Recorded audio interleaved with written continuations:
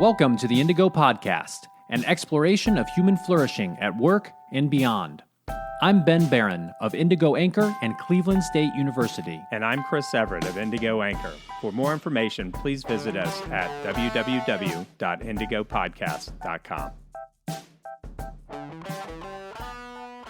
Holy Toledo, we have Steven Rogelberg on the podcast today. That's right, we do. We're just downright thrilled. So say hi, Steven. Hey, hi, Steven. It's great to be here.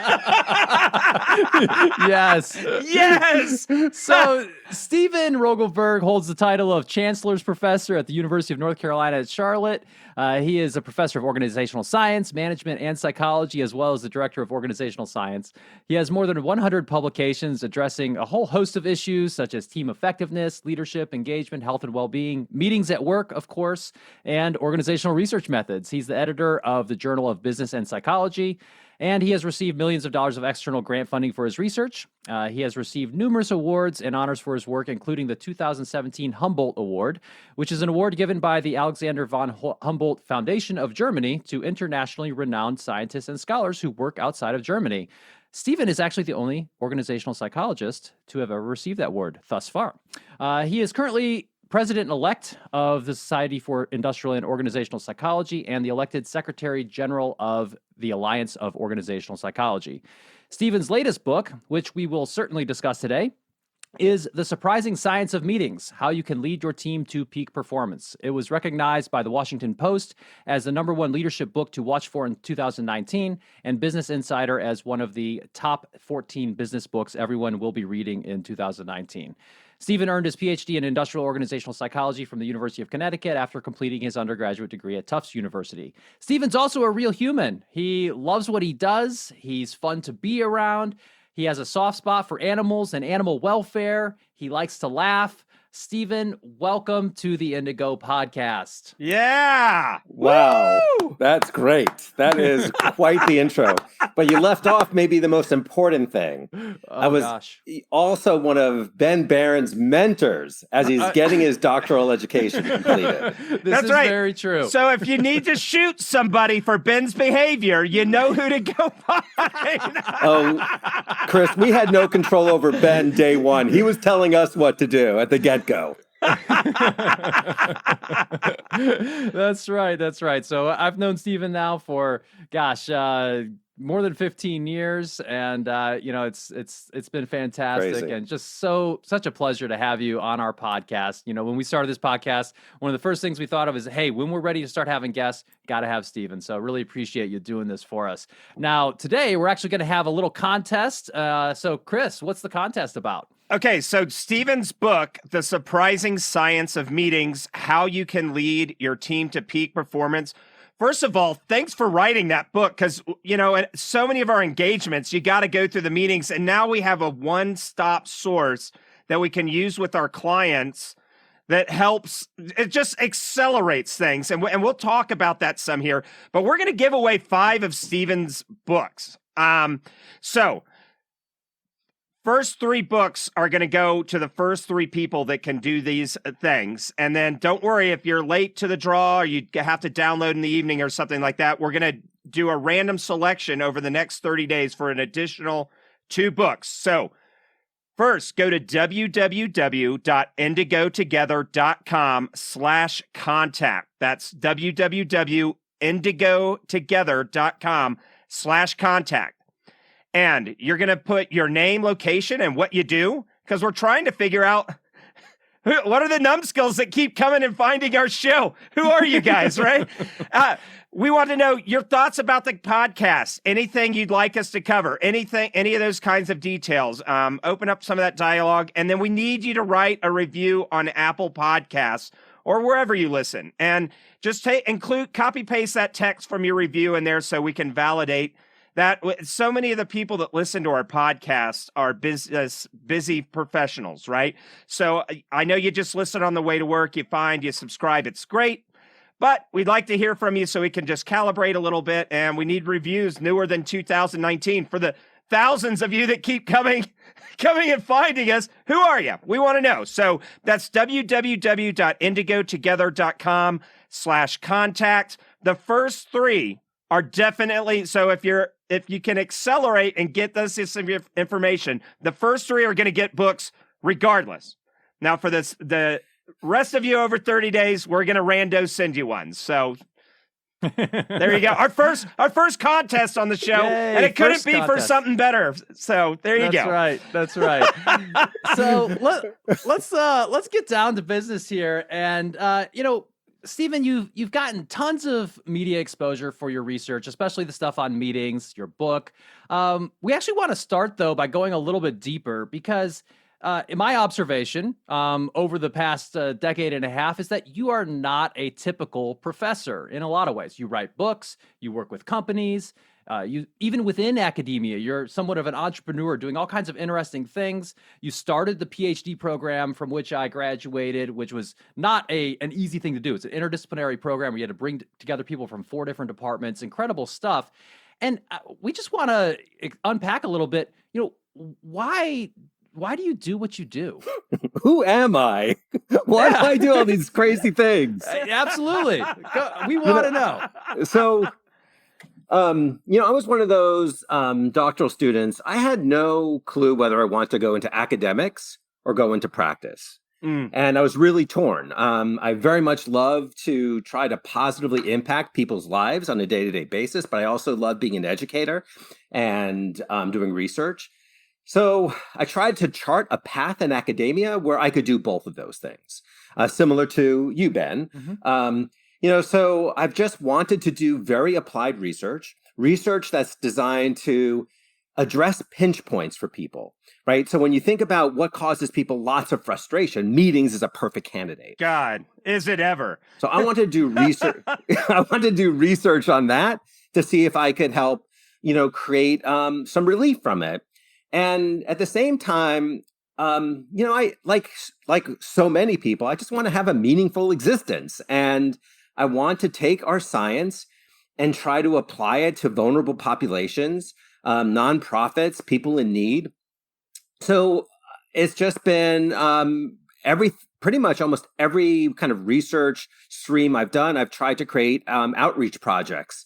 And at this point, we've worked with over 4,000 nonprofits where they're able to get services to try to assess their volunteer program or their employee workforce and just trying to have a positive impact on the world. And I'm just a big believer that if every human on this planet agrees to do something small, that these small acts accumulate and we can move and solve very large entrenchable problems that way. And that's what kind of motivates me to do what I do. What I love about this is there's so many business books out there and suggestions that are crap because they're anecdotal. And what's so great about this book specifically, not that today's podcast is only about the book, but industrial and organizational psychology in general, is you're taking a disciplined, science-based approach to these real problems. Yeah, I mean, it was interesting. There's so many books on meetings out there. I mean, I went to a very crowded space and I did not have high hopes, for this book, but I felt compelled to write it because I felt that what I could bring, the voice I could bring, was an evidence-based path forward. And I unabashedly had the word science in the title, which is not typically like a good idea. And so it was really shocking that when the book released, so one of the things you do when you're a new author is you Google yourself all the time and you're constantly checking your Amazon sales rank. And so I'm checking my Amazon sales rank. It's, it's not moving. It releases, sold a few books. But next thing I know, like the book is selling. And I'm like, what is going on here? So now I go back to Googling myself. And then that's how I found out that the Washington Post, named it the #1 leadership book to watch for. And I didn't even know that was happening, but what an amazing thing for them to honor a book that's about science. And, I feel like our science is so much more helpful and interesting than we give it credit for. Yes. Where we fail is helping to communicate that science in a way that all people can take something from it. And so I felt like what I got better at over time, and I was terrible with it in the beginning, was talking about our science in a way that was just interesting for folks, because science is a story, right? If you unpack science, there's actually drama in it, but you have to set it up that way. And so through this journey of writing this book and writing for HBR, I just got to the point where I felt comfortable, integrating science, making the extrapolations necessary to find points of relevance, right? Because if we stay really, really close to the research findings, then you can't really do much with them. But you have the ability to take one extrapolation. I didn't want to take two extrapolations, but I felt one was enough. And so it was a great journey. And it's really been just a ton of fun to see people's reaction to the book and to using science to solve a problem. And I just want to offer some encouragement out there. So much of the landscape, when we came into this podcast, so many of the business podcasts are a version of what Ben and I call 8-minute abs for the manager, right? And it has this glossy Good Morning America, USA Today type glitzy packaging and all that kind of stuff. And I think people come into these places thinking that that's the format for success. We got to be like 1 inch, a kiddie pool deep, full of 1 inch of water. And that's the only thing that'll get us out there to build a career.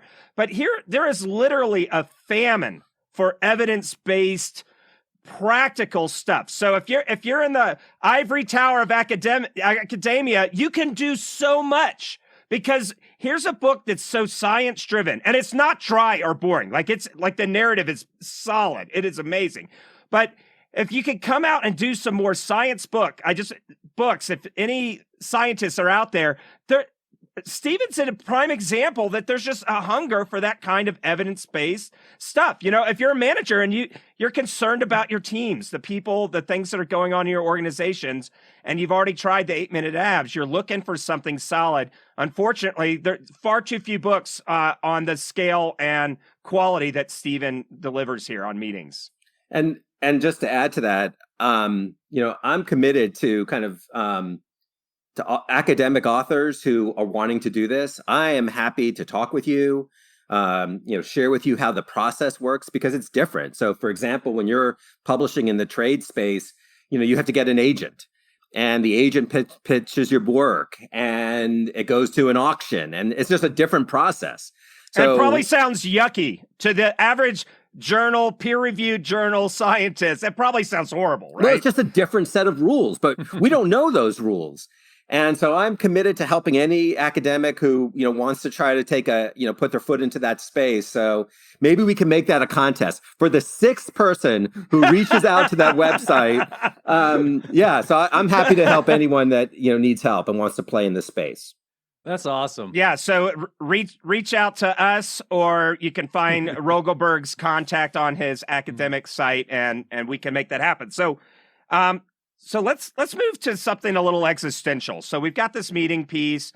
I mean, what do you want to do in this world? But what's a dent that you're hoping to make in the universe, writ large, even outside of meeting stuff? So that's a very intriguing question, and it's interesting.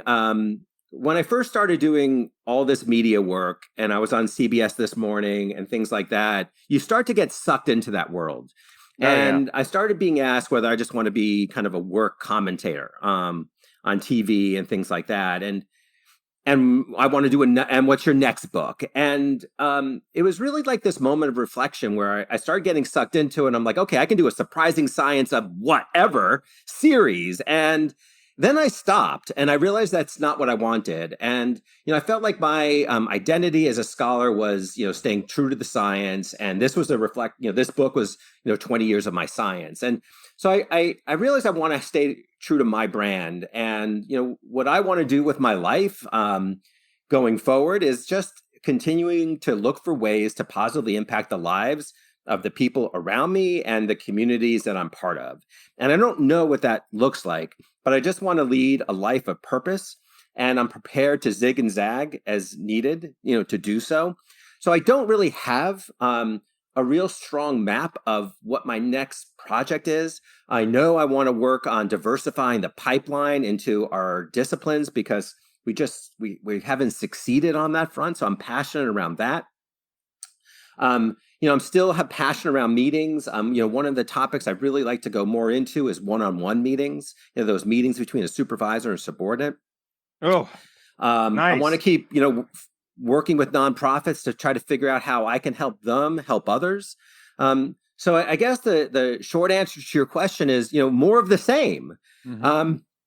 But I become at peace with that. I feel like it's helpful. And I feel like sometimes you go through life always saying, well, what's the next really big thing I need to do? And by doing that, you're not as planted in the moment, and you're not as grateful for the moment that you're in. And I've just reached a point in my life, and I'm not like this old grizzly guy, but I've just reached a point where I relish the gratitude. I relish trying to look for the smaller things that I can move the dial on and just keep the fight up on all these various fronts.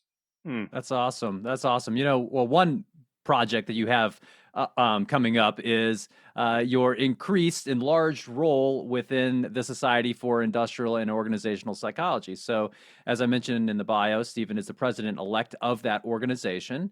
And I think it'd be interesting just to share with our listeners, many of whom are not in our field, but I think so much of what we do in industrial and organizational psychology certainly applies broadly to work and beyond even. I guess just in your own words, explain a little bit for our lay listeners out there. What is industrial and organizational psychology, and what is the Society for Industrial and Organizational Psychology? Sure. So if you think about psychology as being the study of mind and behavior, IO psychology is the study of mind and behavior at work.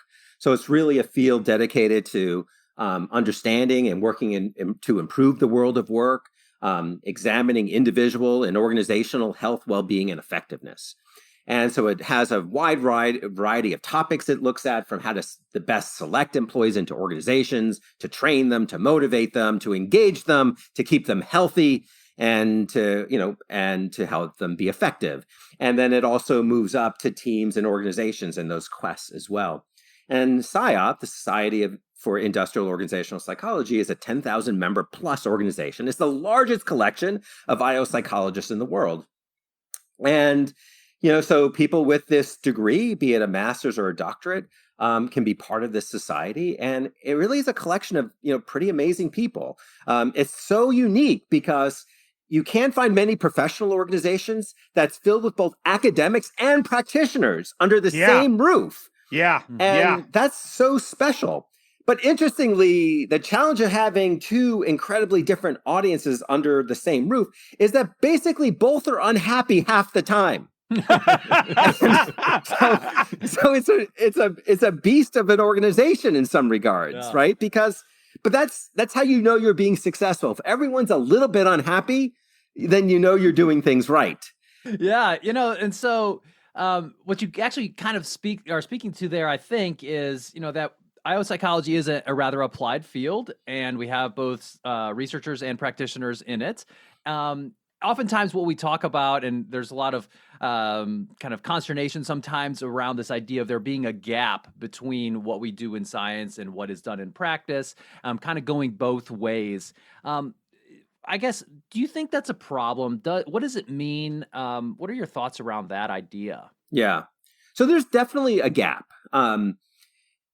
But that doesn't mean that we're not doing things right as well. So I think there's lots of examples of our academic research being applied effectively in practice. I mean, goal setting, for example, right? We can find lots of examples where the gap has been, eliminated. We can find lots of examples where the academics are being responsive to the needs of practitioners and trying to do, meaningful research. I mean, selection is an example. Mm-hmm.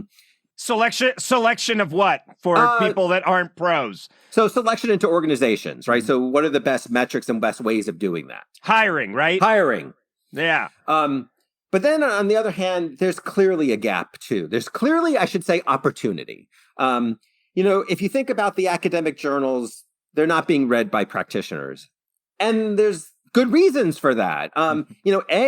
Our journals are not open to people, right? You have to have a subscription. And a subscription, let's say, to the Journal of Applied Psychology is 4 times the amount of HBR, Harvard Business Review. So who would get that subscription if you're a practitioner? And so our journals, aren't easily accessed. And then if you read our journals, they're not written for practitioners. So we contribute to the gap that way. At the same time, we need more practitioners, collaborating with academics so we can learn the types of practical issues that they're having and try to address, do research in it. So we did a special feature, for example, at Journal of Business and Psychology, the journal I'm editor for, where all the authors were practitioners. And each practitioner basically took a practice area and said, here's the research we would love to have. Yeah, that's so great. So, awesome. I just think that, yes, there's a gap. There's lots to celebrate, and there's still lots of opportunity. But, it's a tension that our field is wrestling with. I love that we wrestle with it. And, I think that we just have to keep on this lifelong journey to keep trying to do better on it. That's right. So, this podcast that we're doing here and our work, Chris and I, in our consulting work and so forth, what we're really interested in is how people can truly flourish at work and beyond work. And I'm curious to know what your perspective is in terms of how does IO psychology perhaps have a role to play from a research and practice perspective in the flourishing of people at work and beyond, and kind of how and why might IO psychology play a role in that? Oh, yeah. I certainly do. I think if you look at the body of work that IO psychology, has and the topics it addresses, to me, it's all about flourishing. It's all about individuals flourishing and teams flourishing, leaders flourishing. It's like almost every single topic area, I think, taps into that. You can look at, for example, a major topic area in IO psychology is the study of leadership. And, the notion of leader-member exchange, which is, really this idea of understanding the relationships between leaders and subordinates. And while we used to think that, this one set of behavior that all leaders can do would be the secret sauce to having an effective team, but I think our understandings have gone beyond that. That relationship with that supervisor, subordinate, and trying to figure out what, best works for that and how, that can elevate effectiveness and health and well-being. So I just think there's tons of examples where that research is really about flourishing. And I love that you use the word flourishing, because to me, flourishing comprises both effectiveness, but also health. Sure. And I think that's great. And I think that's really what IO psychology is all about. IO psychology is not a tool of management, and it's not a tool of the worker, right? It's about, yes, we want people to be effective, but it's not at the expense of their health and well-being. And so it's this notion of a happy worker and a good worker. We want both. And that's what flourishing, I think, is really also about. I talk about this handshake when we allowed organizations to incorporate, right? So we say, hey, we want you to go out there into the world, take some risk. And if you fall on your face, we're not going to come take the shirt off your back and put you and your family out on the street. But a big piece of, in the days before the 1 minute business plan and all that stuff, they had these books on putting together a business plan. And a piece that I haven't seen in a while, of course, I haven't looked at these books in a while, to be fair, was this idea of responsibility back to society.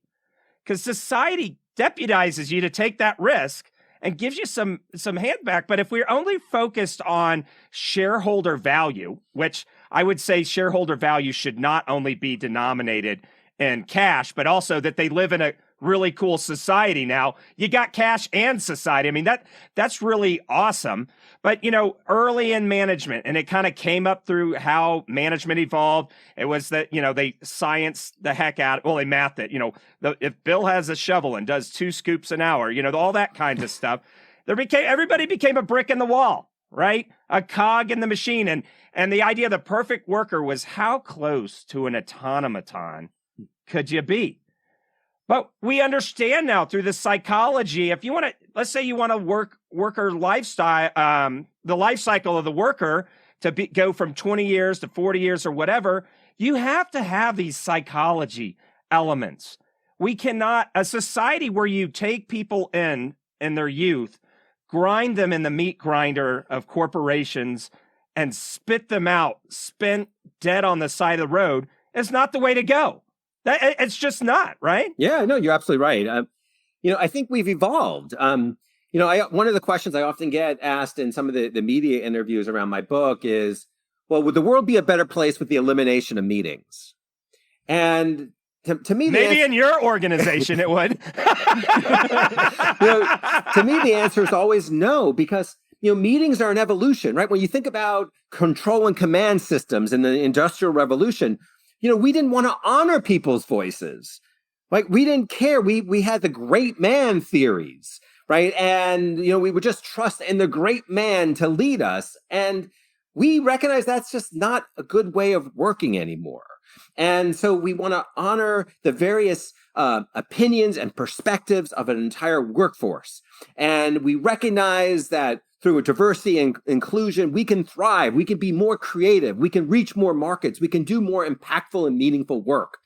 And so I feel like, this idea of burning people out just doesn't make as much sense, right? So if we can keep you, contributing and also keep you healthy so that you become more resilient and agile during crazy times like COVID, right? This is all the signs of a powerful organization that's able to zig and zag, with their workers, and be able to take on any challenges.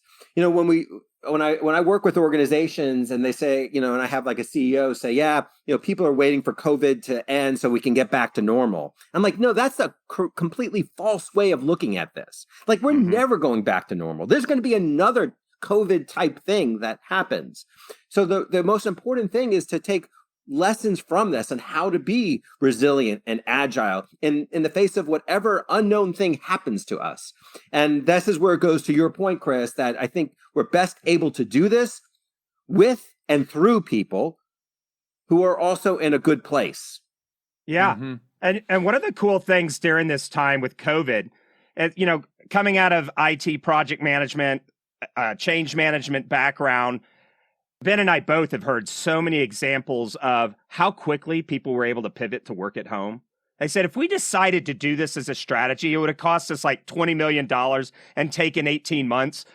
But hot darn it, we are like 5 days, 500 grand, and everybody's working at home. Yeah. So like the necessity. So when people get cynical about change isn't possible, change can't happen. If you're in a room that the door locks and it's filling up with water, all of a sudden, all this creativity gets released. And the kind of meeting you have, if you're in a room, the three of us filling up with water isn't, and now Ben will read from the agenda and the minutes, right? That's not the kind of meeting we have. So let's go into that.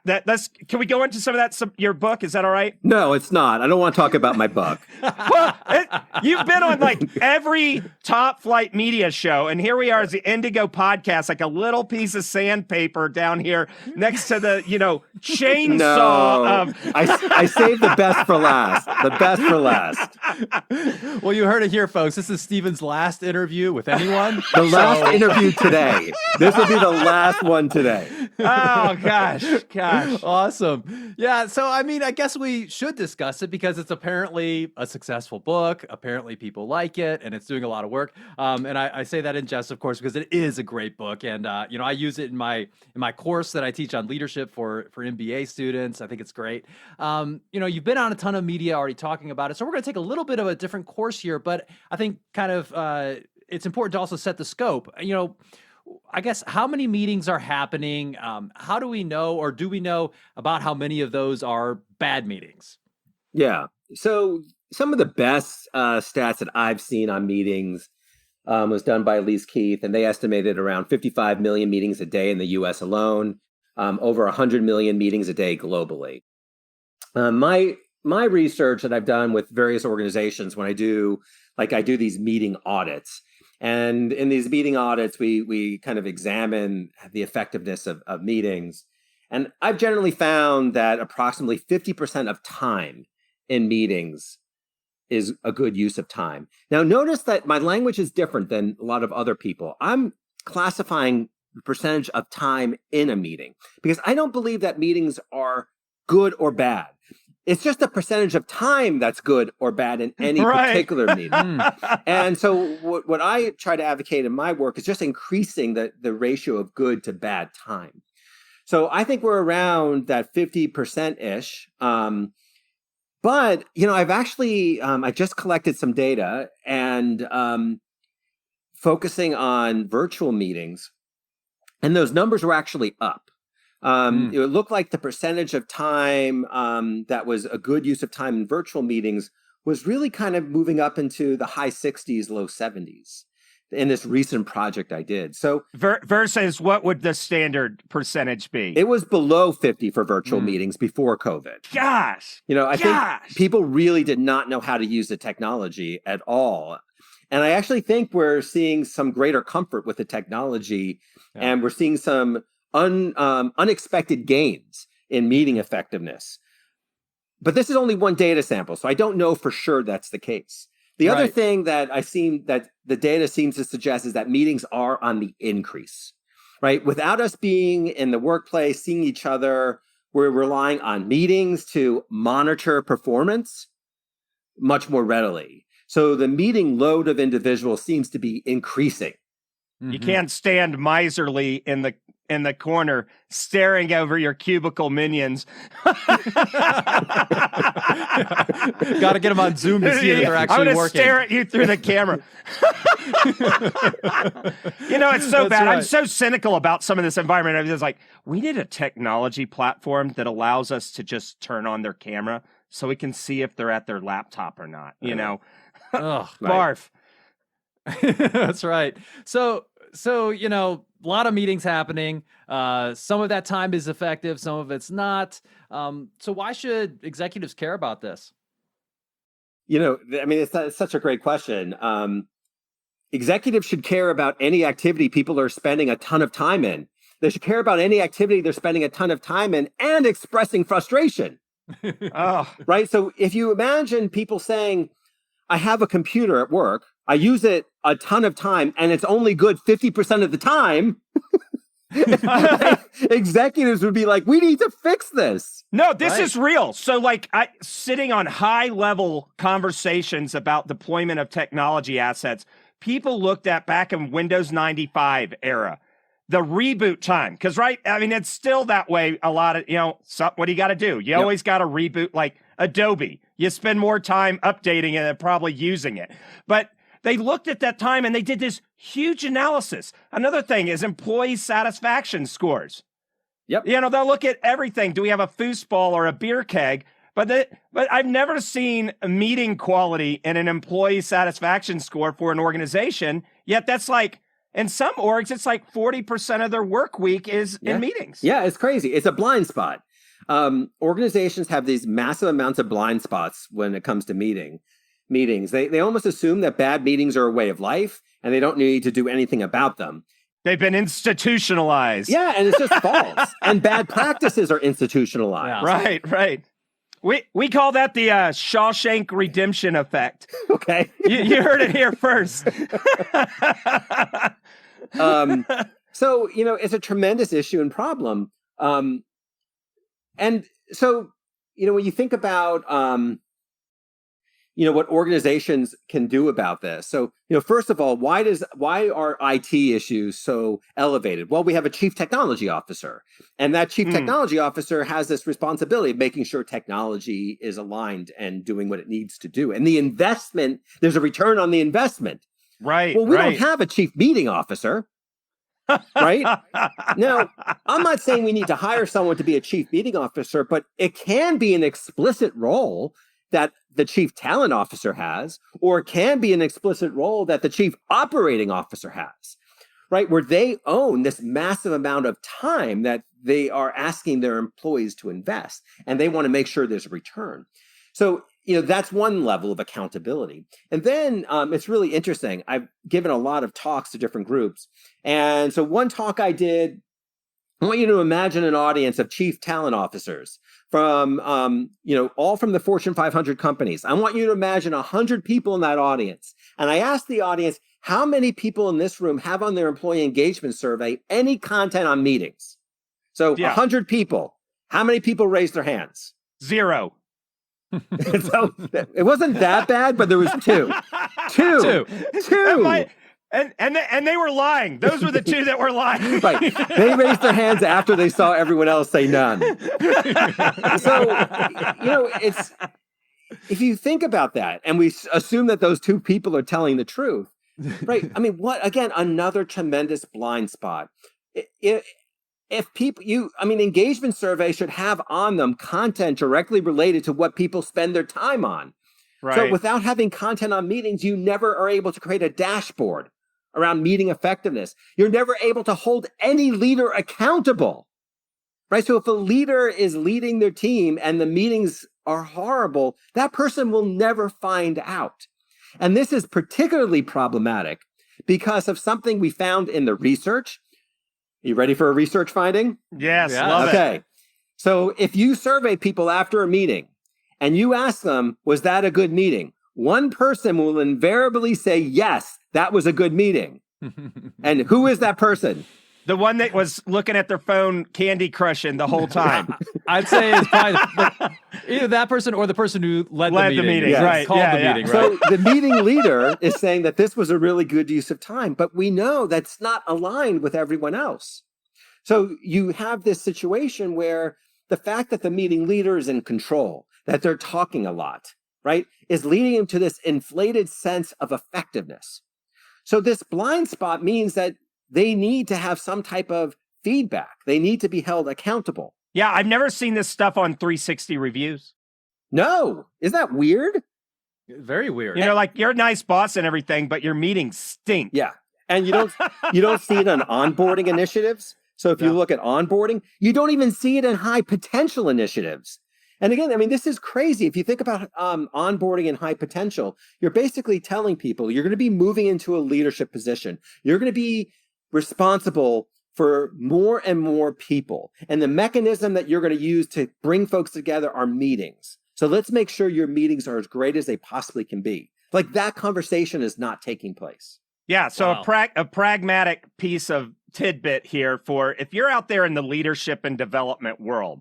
Well, first of all, congratulations. You're in one of the few organizations that actually has an L&D focus. Larger ones have it, but if you're talking about how do you buy time from these people not being sitting at their cubicle cranking out work, one of the first things you can bake into your training initiatives is, hey, listen, execs, here's the science.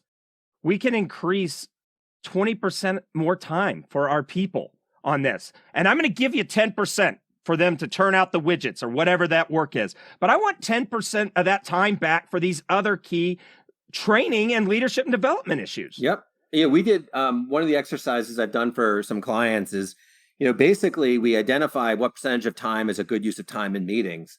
And then we can start running models. We can say, well, if we're able to make that 10% better, given the fully loaded salaries and how much time people are spending, we can actually identify how much money you will recoup from that. And it's not. Yeah, and I want some of that for my training budget and some of that time. So, because all these leaders, they grow up, it's monkey see, monkey do. Yes. They're generally not science-based leadership interventions or trainings like, well, I grew up under Jim Bob, and Jim Bob, this is how he did it, and so that's the kind of leader I become. Or I grew up under Stacy, and this is how she ran meetings. She led the way, so that's now how I do meetings. We got to break this cycle with evidence, right? Yeah, I think that's exciting. Yeah, totally. And totally. This is why I'm also a little optimistic when I look at how this book has done, and I'm still contacted on a weekly basis to talk about the book and its content, and it's over a year, right? That's not typical, and so I feel like there might be a point of inflection here, and that people are finally starting to realize that there is a real win here, that there's an incredible opportunity to make meeting time better. And, even if you take the example of, doing a better job of managing meeting size, right? So if I can effectively manage meeting size so that Ben doesn't have to attend a meeting that it's not all that relevant to him, I'm giving Ben the greatest gift in the world. He gets 100% of that time. He doesn't have to, That's right. As my wife's like, oh, but the clothes are on sale, but you save 100% of the money you don't spend, right? Yeah, that's right. That's right. And, and people are craving this more time, right? They're craving uninterrupted time, right? Time where they can be creative and thoughtful. Because right now our work days are just broken into so many pieces that we just don't have this strong time to kind of just think. Mm-hmm. And, we used to think that, well, only creative professionals need that uninterrupted time. This is so false. Right. Everyone needs uninterrupted time. Leaders absolutely need uninterrupted time, right? Where they can step back and think differently about things. So, for example, let's take COVID. So we can constantly get into this thought pattern of how do we do exactly what we were doing before COVID now that their COVID exists? Mm-hmm. Well, that is one thought pattern, and I get it, and that's important. But there's another thought pattern, which is what are some new opportunities that we have as an organization? What are some new opportunities for us to shine and establish ourselves in the marketplace in incredibly powerful, meaningful ways that actually didn't exist? Well, that's very exciting thought. But you need time to have those thoughts. Right. Right. And when you don't take the time, this is the execs that we get to. We call them the COVID tunists. They're like, I know, we'll take our same sales email message and we'll just put because COVID in the front.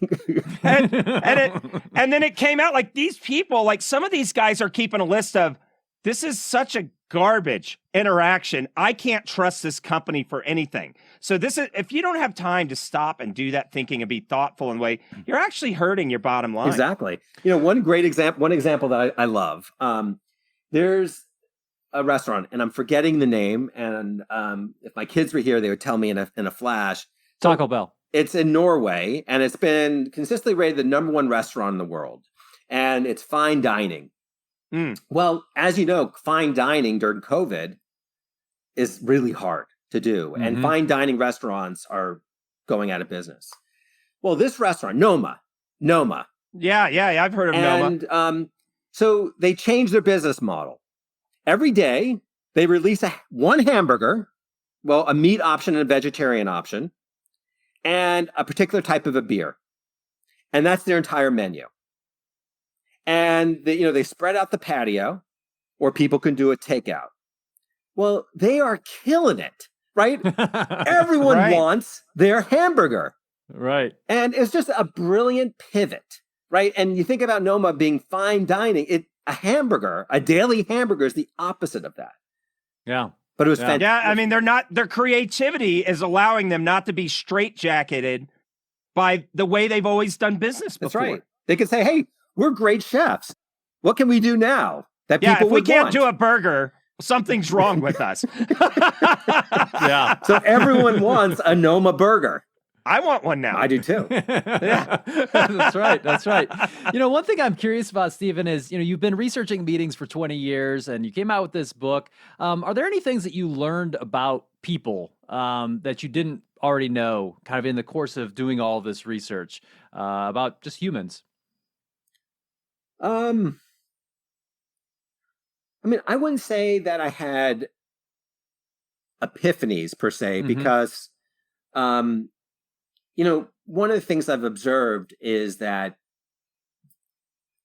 how when people are exposed to the content, how a light bulb goes off and they feel guilty and they want us to do better.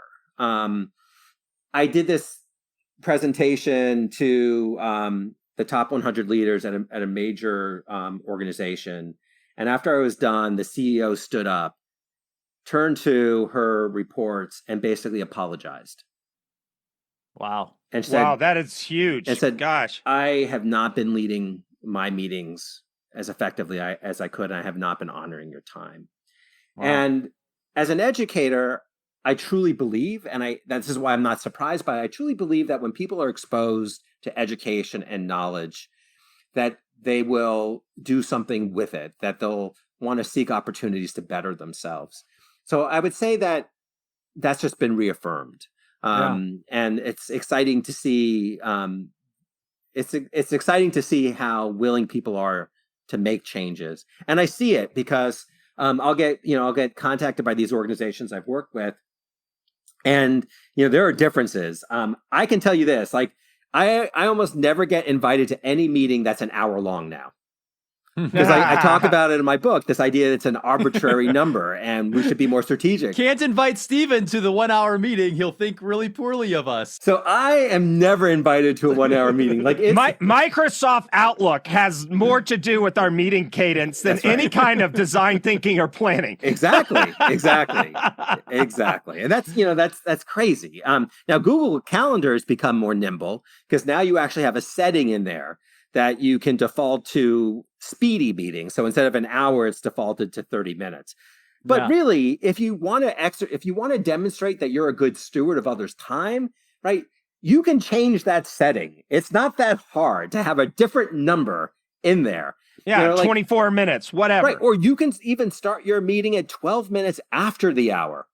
Oh my gosh, how crazy is that?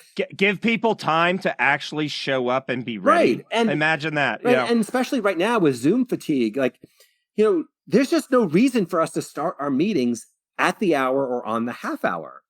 Right. So we could basically be the leader that says, you know what, we're going to start this meeting at 10 minutes after.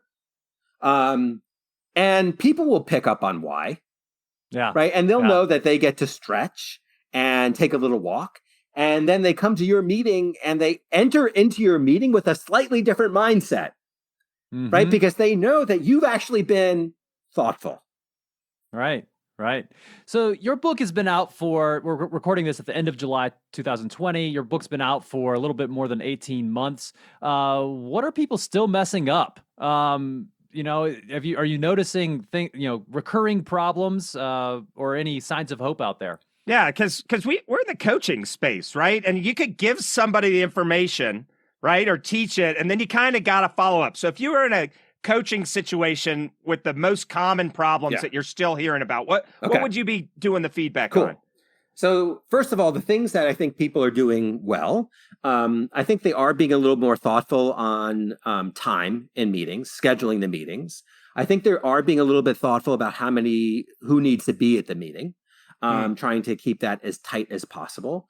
I think they're also being a little bit more thoughtful with how they do their agenda. So, for example, one of the things I talk about is instead of framing your agenda as a set of topics to be addressed, consider framing your agenda as a set of questions to be answered. And by framing it as questions to be answered, you inherently are more thoughtful. You have a better sense of who truly needs to be there because they're relevant to the questions. You know if the meeting's been successful because the questions have been answered.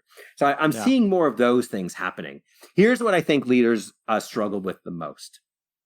And I don't think it's going to be a surprise to either one of you. I think what they struggle with the most is facilitation. Right? Of being plugged into the dynamics of the conversation and figuring out how to best manage that conversation, how to bring in additional voices, how to create a safe environment. And just to, and a good example is conflict, right? So we want conflict in meetings. We don't want conflict to be about people, but we want conflict of ideas. Right. And that takes work, right? So facilitating the conversation. And, even in your line of work or one of your lines of work, you think about podcasts. When I think about, I do some podcasts where, the interviewer, they have a script. We are not going off that script. No. And it could be the case that I answer the question that literally I just answered their next question, but they still ask it, right? So they're not present, zigging and zagging. Contrast that to this conversation, right? There's a flow to it, and you're actively trying to facilitate and find the natural energies. You're still keeping to an agenda because you had one, but you're trying to find the rhythms to elevate this conversation to make it interesting to your listeners. And I think that's a lot of the similar skills that a meeting leader needs to have, but it's really, really hard, especially when you want to privilege your ideas over everyone else's. Right. So if you're in a meeting doing all the talking, it's so much harder for you to facilitate. Yeah. So if someone's struggling with this facilitation piece, and I agree, that's something that I've noticed, and it's a hard thing. It's a skill. Where should someone go kind of for best practices on this? Or what should an executive do if they're listening to this and thinking, gosh, you're right, I'm not a great facilitator. How should I try to fix that or get better? Okay. What do you think? It's good. So first of all, I mean, I don't mean to be trite. I mean, in my book, I have a whole section of what it looks like. Obviously, read the book. So, I think you have to know what it looks like. What are the behaviors of good facilitation, and at least be aware of them. Right now, I don't think we're very aware of them. So being aware of them, I think, is critical. Then I think it comes down to feedback, gathering some information for people. When I first started doing media interviews, there was always one question that I bombed. And it was the question that I was never prepared for. And basically, especially the short interviews, they would ask me, okay, so give us the one best piece of advice for meeting leaders. And I struggle because there isn't one magical piece of advice, right? The whole book it's not a formula. The book. We talk about this all the time. If you're listening to the freaking, there's leading podcasts from organizations that try to give, and I love HBR, but some of their articles are just too concise. So people feel that they've got, and that they're done. If you're going to be a leader, you have a devout responsibility to the people that are around you and the next generation of leadership that you're raising up to take more than a tweet length, approach to life, because otherwise you're going to have a tweet, and Twitter's struggling right now, by the way. But you just can't do it. It is care. Do you want the doctor doing an operation on your heart that did the mail-in degree option? Nothing wrong with like some of these online platforms, but the one that like maybe got his buddy to take a couple of tests for him so he could go fishing. That's not what you want. So you can't take that approach to your daggone meetings, to your daggone facilitation skills. Come on, guys. Like, listen, if you're one of those, I want you to do 10 push-ups right now and say, if I can't be smart, I'll at least be strong. Sorry, ran over. Okay. So basically, I'd be asked that question, I would stumble because I agree with Chris that it boils down something complex into something overly simple. But I still needed to answer that question. And I finally came up with an answer that satisfied me and stayed aligned with the science. And I think I'm circling back now to the question of what should leaders do? And so my answer is, if you want to make your meetings better, the best thing you can do is ask people who regularly attend your meetings for suggestions, right? Do a quick survey. What's going well in our meetings? What's going not so well? And what can we do differently? Getting that information hopefully will help provide the mirror that you need to help, to figure out the tweaks that you have to have. Right. Mm-hmm. Right. And this is like a perfect time, right? We've been doing COVID meetings, 5 months now, right? So if you're a leader and you have not reached out to your folks and said, listen, we're doing virtual meetings. Let's make sure that they're as good as they possibly can be. Take this quick 3-minute survey. If you haven't done that, it's insane, right? How do we expect these activities to be better if we never ask the stakeholders, what can we do to make them better? It's the ultimate act of stewardship. Yeah, and leaders are always struggling. They're like, well, what do they think about me? What am I doing a good job? And they wish they could have this crystal ball so they could gauge real employee sentiment. Well, you're right. There's always going to be that. They might not tell you if you're a complete jerk type thing. But you are 100% blind if you don't even daggone ask, guys. That's right. Yeah. Yeah.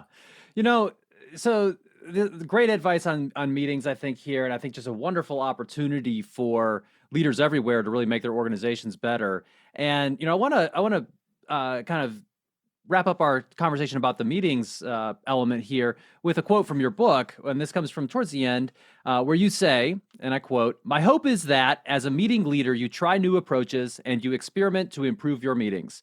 You need not try everything at once. In fact, you can try just a small number of things and see how it goes.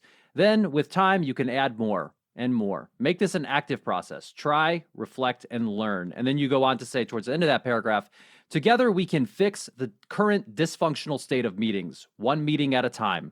At the very least, as a meeting leader, you can fix the meetings you lead and control." End quote. I love that. Isn't that wow? Someone smart wrote that, right? So obviously, but what I'm curious about is, okay, imagine everybody does that. What does the world of work look like in that world? Yeah. By the way, it's funny. When I do these various interviews, I realize that the person who has has read the book or who doesn't remember the book is typically me, because I haven't looked at this book for years. So it's really funny when people bring out things. I'm like, oh my gosh, I didn't realize that was in the book. So that's great. Ben, I think it kind of goes back to how we started our interview. And really, I mean, that passage is very aligned to my philosophy of life, of try to fix things in small steps, one step at a time, and small acts accumulate. And I feel like that's the thinking behind meetings. This is such a frequent act. There's so many. And really, fixing one meeting at a time, even if you only make 20% of your meetings 20% better, that's still huge, right? So when you think about coaching, if there's a leader behavior that occurs, very rarely, that's a much harder behavior to coach on. Right. Sure. But if there's a leader behavior that occurs like all the time, like that's the kind that we can move the dial. And the beauty of it is, and I think this is why I think my book feels different, because it takes an optimistic perspective on meetings, is that your audience, your attendees are hungry for it. Right. Right? I mean, they're going to appreciate the efforts you're making because you know how frustrated they are. So it's a perfect situation for you to demonstrate excellent leadership, right? By you collecting this information and making changes, you're sending the message to people to do the same for aspects of their own working world, right? Mm-hmm. What can they do to make tweaks to make things better? Learn, reflect, grow, right? I mean, that should be the mantra every leader has. The more we experiment. And the fact is, like, even if you try something in your meeting, so let's say you organize your agenda by questions and it doesn't work. Well, what damage have you done? Right. Mm-hmm. Right. And I mean, it's going to work. It's going to work. But if it doesn't work, still people are going to say, well, at least this person tried something. Yeah. Tripping and stinking a little bit on your way to better is way better than not getting better. That's right. Love that. That's right. So you research a lot of things. You have an eclectic kind of mix of all these things that you research. And I'm curious to know, are there any other areas of your research that you wish were as popular as your work on meetings? Oh, that's fun. I mean, at this point, I've done such a big pivot to meetings. Mm-hmm. So before the book, I was definitely doing research on a variety of so many different topics, from health and well-being to, leadership, to non-response to surveys, all those various employee engagement, diversity and inclusion. And obviously, I feel like all those topics, I'd love, to talk about them. And I think in all those topics, the science can elevate them. I mean, in particular right now, diversity and inclusion, I think we've got great science on that, to help elevate conversations. But, really, since the book launched and the response to the book has been so strong, I've really felt almost an ethical pulling to make sure that I keep doing lots of research in the area, because I want to be able to answer, questions. Not just recycling everything I've said, but to try to add new content to it. So I really have, it's easily 80% of my research now is really in the meeting space. It's in just some different content. As I mentioned earlier, I'm so drawn to this one-on-one meetings. It looks like 50% of meetings are just one-on-ones. Yeah. And so leaders, they're doing their jobs through these one-on-one meetings, and there's no research on it. So what do leaders do? How do leaders create an agenda?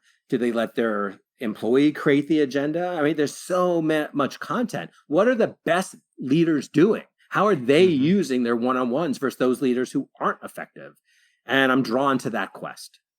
Awesome. Are you going to bring it real down to us plebeians? I am. I feel like that's going to be, if someone says to me, what's your next book going to be?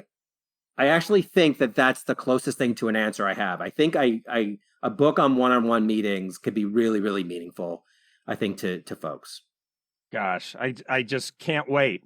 Absolutely. Hurry up, Steven. That's right. So we're coming close to the end of our time together, but Chris, could you just really quickly remind folks about the contest quickly? All right. So we're giving, right? And we're buying these books. So Steven, because we want to donate to Steven's greatness that he's doing over there.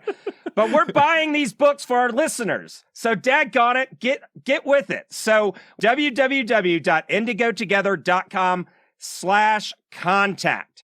All right. We need your name, location, and what you do. We're trying to figure out who our listeners are. You keep coming. We love it. We want to know your thoughts on the podcast and anything you'd like us to cover, whatever you want to tell us.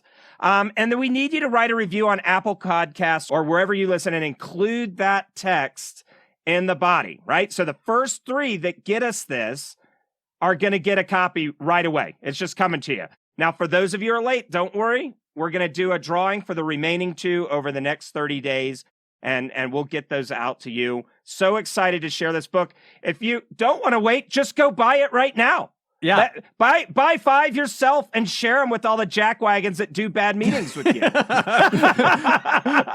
right. That's right. You know, and we're including a link to the Amazon site where you can buy it in the show notes, as well as a link to Steven's personal website.